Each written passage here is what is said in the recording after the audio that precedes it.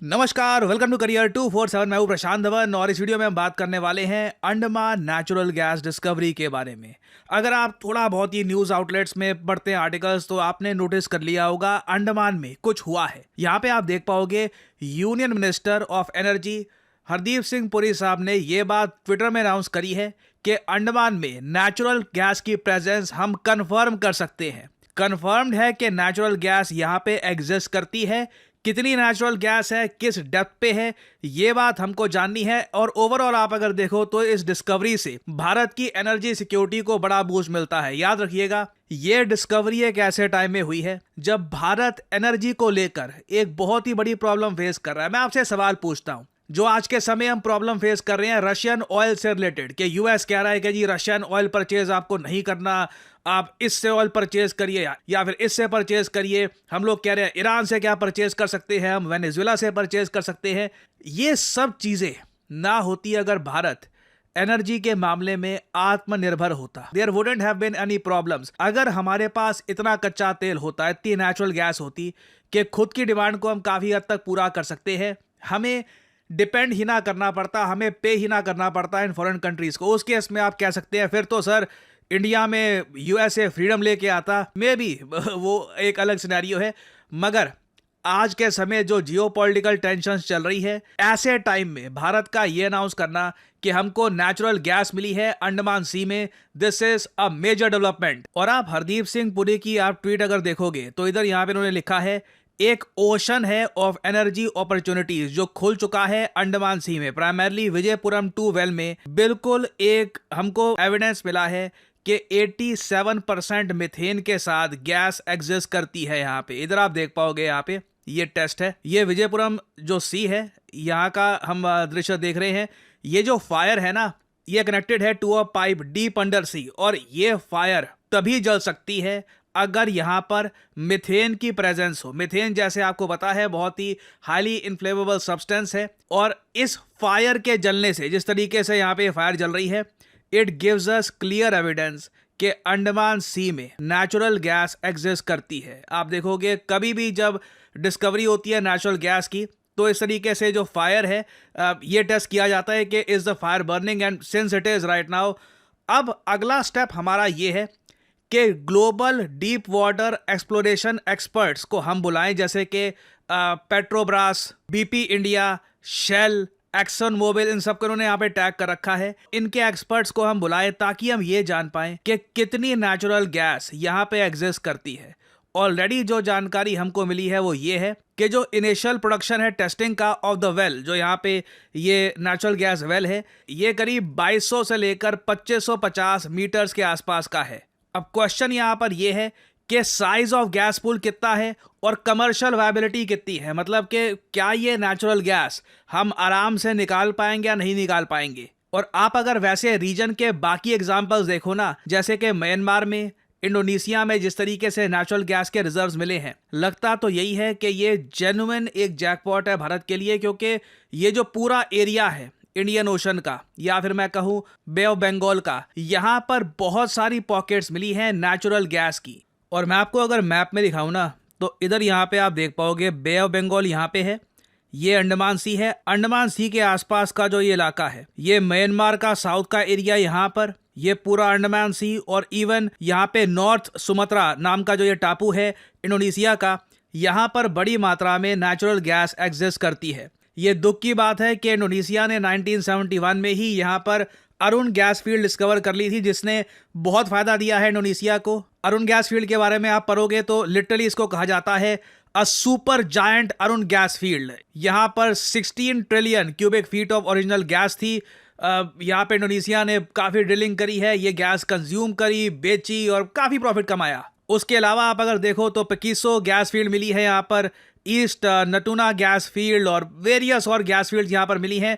Myanmar में आप अगर देखोगे तो इसी इलाके में जो मैंने आपको इलाका दिखाया है, यहाँ पर कॉन्स्टेंटली 1992 से लेकर साल 2004 में बहुत सारी गैस फील्ड्स मिली हैं। और म्यांमार ने ऑल्दो इन गैस फील्ड्स की डिस्कवरीज को इतना कैपिटलाइज किया नहीं है। अब चाइना यहाँ पर काफ़ी इंटरेस्टेड है, बट इंडिया के केस में मैं कहूँगा अभी ना हमें पता ही नहीं है कि अंडमान सी के आसपास यहाँ पर भारत का जो एक्सक्लूसिव इकोनॉमिक जोन है, इधर कितनी नेचुरल गैस है, क्या यहाँ पे ऑयल भी है? अभी तक ऑयल मिला नहीं है वैसे, मगर यूजुअली देखा जाता है कि ऑयल भी ऐसी जगह पे एग्जिस्ट करता है। तो अगर नेचुरल गैस मिलती है यहाँ पे, it can be a literal game changer for India. और एक इंटरेस्टिंग बात यह है कि 10 सितंबर 2025 को यूएस जियोलॉजिकल सर्वे की एक रिपोर्ट पब्लिश करी गई थी। इन लोगों ने कहा है कि आज भी बहुत सारे अनडिस्कवर्ड कन्वेंशनल ऑयल और नेचुरल गैस रिसोर्सेज आपको मिलेंगे इन इंडिया एंड श्रीलंका। ये रिसोर्सेज अबंडेंटली यहाँ पे है around Arabian sea and bay of Bengal. अभी तो जिसकी हम बात कर रहे हैं, हम अंडमान की बात कर रहे हैं ना। अमेरिकन को भी अंदाजा था नहीं कि अंडमान में नेचुरल गैस की डिस्कवरी हो सकती है अंडमान सी के आसपास। और अभी तो ये लोग कह रहे हैं कि बहुत सारे बेसिन्स इंडिया के नॉर्थ ईस्ट में हैं, जो हमारा अरेबियन सी के आसपास का एरिया है, बे ऑफ बंगाल के आसपास का एरिया है। यहाँ पर बहुत सारे अनडिस्कवर्ड ऑयल और नेचुरल गैस के रिजर्व्स हैं जो भारत को बहुत हेल्प कर सकते हैं। अगर कभी भारत की हिस्ट्री में एक बहुत अच्छा टाइम आया था इन रिजर्व्स को ढूंढने का, इट इज नाउ। और अगर यहाँ पे आपका सवाल यह है कि रिसेंटली भी बहुत सारी डिस्कवरीज हुई थी, जैसे कि लिथियम की डिस्कवरी हुई थी, उसका क्या हुआ? जो ये हम बात कर रहे थे उत्तर प्रदेश के बालिया डिस्ट्रिक्ट में ऑयल डिस्कवर हुआ है। देखिए, ओएनजीसी अभी भी एक्सप्लोर कर रही है कि उत्तर प्रदेश के बालिया डिस्ट्रिक्ट में कितना ऑयल है। ये प्रोसेस अभी भी चल रहा है। इससे रिलेटेड जानकारी मोस्ट प्रोबेबली कुछ समय बाद हमको मिलेगी।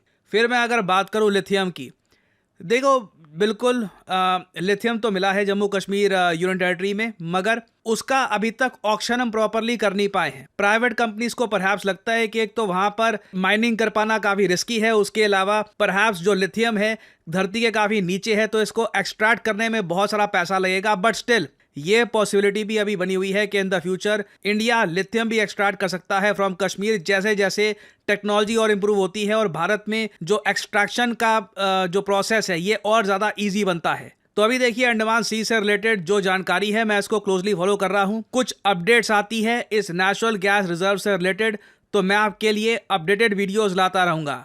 मैं आपको एक बहुत ही ज़्यादा इंटरेस्टिंग बात बताता हूँ। रिसेंटली एक आर्टिकल पब्लिश किया गया जहाँ पर यह लिखा था कि 12वीं करने के बाद MBBS इंजीनियरिंग के अलावा और कौन से हाईएस्ट पेइंग जॉब्स हैं।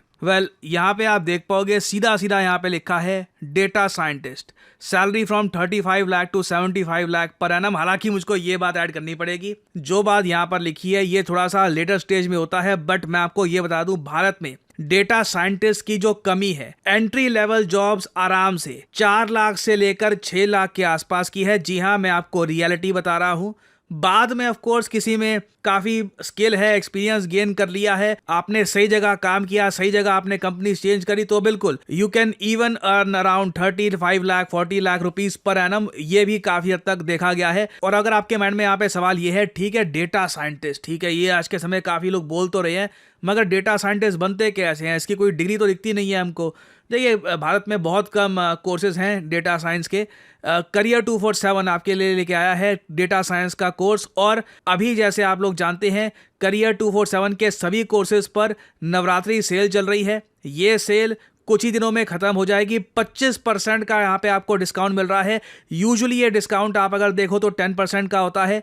तो डेटा साइंस का कोर्स जो आपको एक बहुत ही यूनिक करियर की तरफ ले जा सकता है, जहाँ पे आप कॉर्पोरेट वर्ल्ड में डेटा को एनालाइज कर रहे होंगे, कंपनीज को बता रहे होंगे कि देखिए आपने इतना सारा डेटा इकट्ठा तो कर लिया, इसका मीनिंग क्या है। मैं आपको बताऊंगा कि इसका मीनिंग क्या है।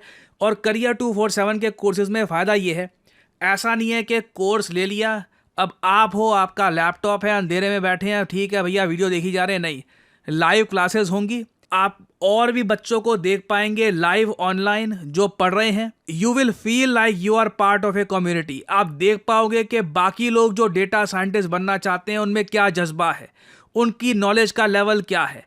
आपको कल को रेज्यूमे बनाना है, आपको ये जानना है कि कंपनीज को अप्रोच कैसे करते हैं जॉब के लिए, तो वहां पर भी करियर 247 आपकी असिस्टेंस करेगा। आपको करना सिंपली क्या है, कमेंट सेक्शन में जाइए और यहाँ पे आपको मिल जाएगा ये लिंक, और इस लिंक पर करिए क्लिक। के सामने ये पेज ओपन हो जाएगा। अपना नाम यहाँ पर डालिए, ईमेल डालिए, नंबर डालिए, और यहाँ पे डिस्काउंट कोड ऑब्वियसली डाल दीजिएगा PD10, ताकि आपको डिस्काउंटेड प्राइस पे जो भी कोर्स है ये ऑफर किया जाए। नहीं तो जो एक्चुअल प्राइस है इट्स बिट मोर, तो डिस्काउंटेड प्राइस पे आपको मिलेगा if you use the code PD10।